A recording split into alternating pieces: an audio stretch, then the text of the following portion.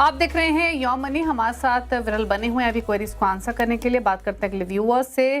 तानाजी पुणे से हमारे साथ कनेक्टेड है सवाल पूछने के लिए। तानाजी नमस्कार, बताइए क्या सवाल है आपका। सवाल पूछिए अगर आप सुन पा रहे हैं तो। शायद इन तक ऑडियो नहीं जा रही है। आज फोन लाइन में कोई, इनफैक्ट वापस कोशिश करते हैं। तानाजी अगर आप सुन पा रहे हैं तो अपना सवाल पूछिए प्लीज। हाँ मैडम, मेरा जो है अभी SIP चल रहा है 1.1 लाख पर मंथ का। पारंपरिक फ्लेक्सी कैप में 50,000 and SBI Nifty index fund में 30,000 एंड SBI कॉन्ट्रा में 30,000। अभी तक मेरा कॉर्पस जो है 1.4 CR हो चुका है। तो now my retirement is around 12 years from this and should I continue or change the fund, sir? Okay, मुझे सिर्फ दो बातें बताइए। Retirement, my pension will be 1.5 lakh per month. Okay. And I will work after retirement also. I'm a doctor. Okay, ठीक है। तो मुझे तानाजी ये बताइए कि आपने बताया आपकी 1,10,000 की सिप है, तो आपके पारंपरिक फ्लेक्सी कैप में 50,000 जाते हैं हर महीने या 60,000?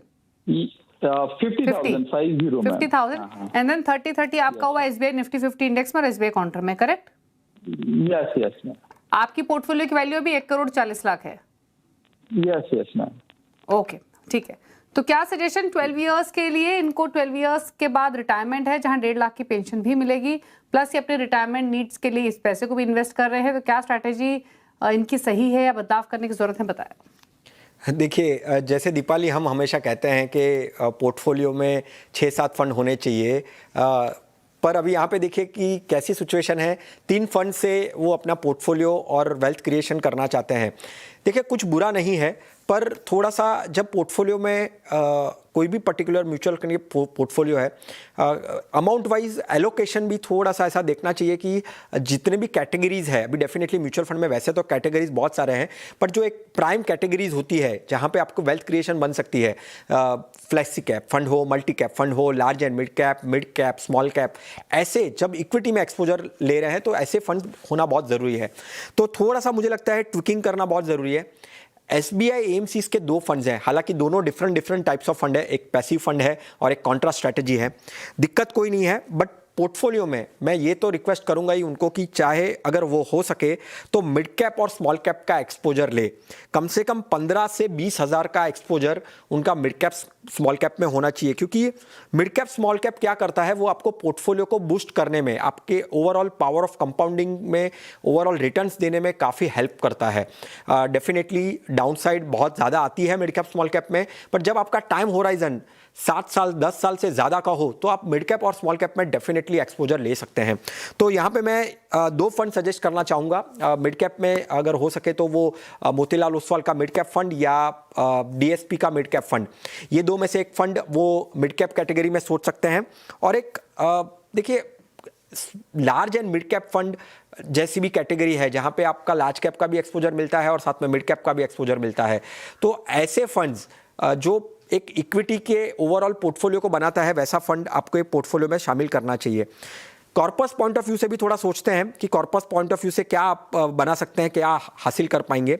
अगर मैं देखूं तो अभी का जो कॉर्पस आपका बना है और जो आप SIP करने वाले हैं 1.1 लाख की, 12% अनुमान से मैं ओवरऑल अगर देखूं तो कम से कम 5 करोड़ से भी ज़्यादा का कॉर्पस आपका बनता हुआ दिख रहा है। तो वैसे तो अच्छी तरीके से आपका पोर्टफोलियो और वेल्थ क्रिएशन होगा। मुझे लगता है थोड़ा सा एक्सपोजर पॉइंट ऑफ व्यू से 1-2 फंड्स और ऐड करिए और मिड कैप और स्मॉल कैप को शामिल करिए ओवरऑल आपके एलोकेशन में, जिससे आपका पोर्टफोलियो भी बैलेंस हो और वेल्थ क्रिएशन काफ़ी अच्छे से हो। ओके, तो ये सलाह क्लियरली आपको दी गई है आपके पोर्टफोलियो को लेकर, क्या रणनीति के साथ आपको आगे बढ़ना है, कितना एक्यूमुलेशन आप कर पाएंगे। फंड्स भी कुछ आपको ऐड करने की सलाह दी गई है, जिसमें Kotak emerging equity, DSP mid cap शामिल हैं। तो यानी अच्छा, एक चीज़ और बताइए, यानी ये एग्जिस्टिंग जो फंड्स इनके पास हैं 3 के, इन तीनों के साथ ही रहे, या मतलब जो अमाउंट है टोटल इन 3 फंड्स में जा रहे हैं इसी अमाउंट के साथ आगे बढ़े, 20,000 के एडिशनल सिप कर ले, या फिर इन तीनों में से किसी फंड में थोड़ा एक्सपोजर कम कर सकते हैं? एब्सोल्युटली, दो जो फंड्स हैं, कॉन्ट्रा फंड और पैसिव फंड्स हैं, उसमें से एक्सपोजर थोड़ा कम करके दो फंड्स को शामिल करना चाहिए। चाहे वो लार्ज एंड मिड कैप को रख सकते हैं, मिड कैप फंड जो स्टैंड अलोन फंड है, मैंने फंड्स के नाम भी बताए, और स्मॉल कैप फंड, ऐसे करके कुछ 2 से 3 फंड भी ऐड कर सकते हैं। हाँ, एग्जिस्टिंग का थोड़ा सा रिड्यूस करके वो फंड्स को ओवरऑल बैलेंस करने के पॉइंट ऑफ व्यू से वहां पे ऐड करना चाहिए। ओके, तो ये रही सलाह आपके लिए ताना जी, और अकॉर्डिंगली आप स्ट्रैटेजी बनाएं। चलिए अब फटाफट से पूछ लेते हैं टॉप 4 फंड्स। विरल के विरल बताएं। टॉप 4 फंड्स पे मुझे लगता है कि आज के दिन में जिस तरह से मार्केट चेंजेस हो रहे हैं, मार्केट में बदलाव आ रहे हैं, थोड़ा सा रिकवरी फेज में आया है, तो कहीं ना कहीं अबाकस का फ्लेक्सी कैप फंड देख सकते हैं, ट्रस्ट का स्मॉल कैप फंड देख सकते हैं, फिर मल्टी एसेट बहुत ही एक इंपॉर्टेंट कैटेगरी का फंड है और काफ़ी अच्छी तरीके से जब लास्ट ईयर मार्केट डाउन था उसमें भी काफ़ी अच्छे रिटर्न्स दिए थे, तो निपॉन का ओमनी एफओएफ जो मल्टी एसेट फंड है वो देख सकते हैं। और एक लार्ज एंड मिड कैप की मैं सलाह दूंगा यहाँ पे, क्योंकि रिकवरी फेज हो रही है, मिड कैप काफ़ी अच्छे पोटेंशियल रिटर्न्स दे सकते हैं, तो मोतीलाल ओसवाल का large and mid cap fund. Okay, तो Motilal Oswal large and mid cap, Abakkus flexi cap, trust small cap, Nippon omni fund of fund, multi asset, ये कुछ फंड चॉइसेस हैं विरल की तरफ से। आप कंप्लीट पोर्टफोलियो क्रिएट कर सकते हैं चॉइसेस के साथ long term point of view से। थैंक यू विरल शो में आने के लिए, और सभी क्वेरीज को आंसर करने के साथ साथ इनकम टैक्स से जुड़ी तमाम बातें समझाई आपने हमारे व्यूअर्स को, अपने टॉप 4 फंड से बताया। Thank you so much.